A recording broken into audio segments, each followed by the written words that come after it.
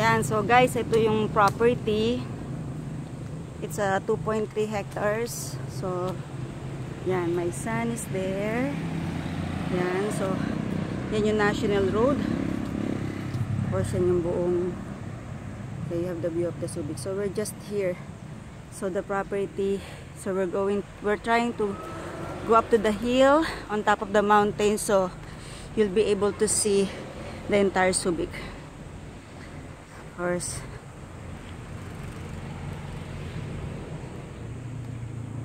So, lahat na nakikita nyo na yan. Yan. So, of course, that's another property. Okay. Yan. So, aakitin namin yan mamaya